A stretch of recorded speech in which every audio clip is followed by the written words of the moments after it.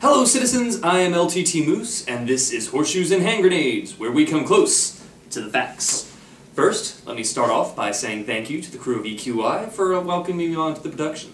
Transition from regular everyday person to endangered marmoset has been an awkward one, but the people here have been super nice about it. The tracking bracelet can chafe at times, but now Charlie Sheen and I have something new to talk about, other than the time we fought a bear together. Conversations with him tend to get stale. And also the emergency mating protocols have been... But first, get out your berets and start trotting to the ticket booth because the newest avant-garde theatrical release has come to Ponyville. Every pony who is any pony is stampeding to the new production of Puppetry of the Ponies, a joint production between Photo Finish and Apple Bloom, starring Granny Smith Apple. In it, an unconscious Granny Smith is attached to strings and manipulated by Apple Bloom to appear as if she is moving across the stage. Providing a mimicked voice, Apple Bloom then causes her catatonic grandmother to interact in madcap situations with various guest stars such as David Hyde Pierce, Nathan Maine, and Sir Ian Fetlocken. Reactions to the show have been generally positive.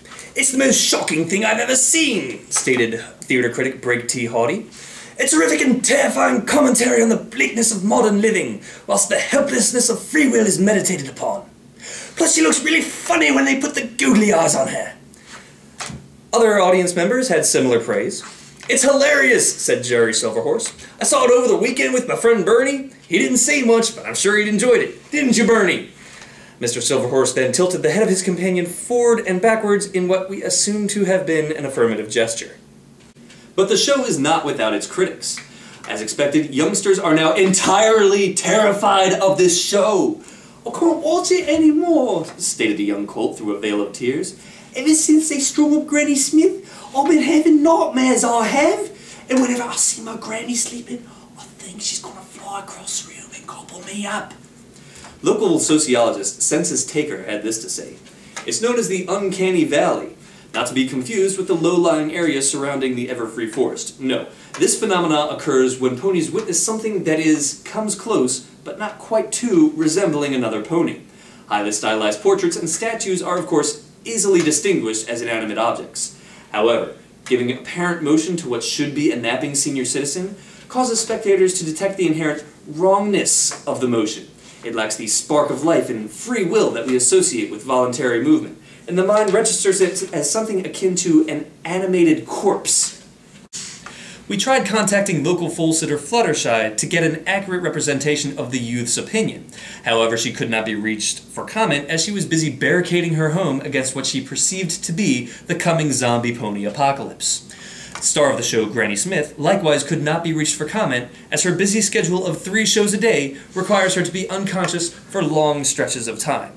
We did, however, manage to contact Photo Finish, who said, "Oh, even her snoring is graceful. All I have to do is put her on strings and I capture the magics." Oddly enough, Photo Finish began production as a traditional puppet show for foals and yearlings. However, smart writing and beautiful character design attracted a periphery demographic of 4 to 10-year-olds, particularly amongst stallions.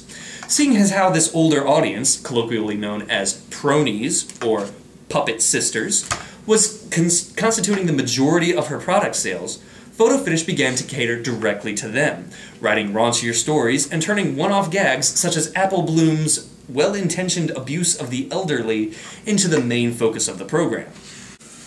The success of the show has already spawned imitators. Lyra Heartstrings has begun production on an experimental theatrical production containing what she calls hand puppets, which she promises will delight and confuse generations of ponies to come. We here at H&H wish her all the best.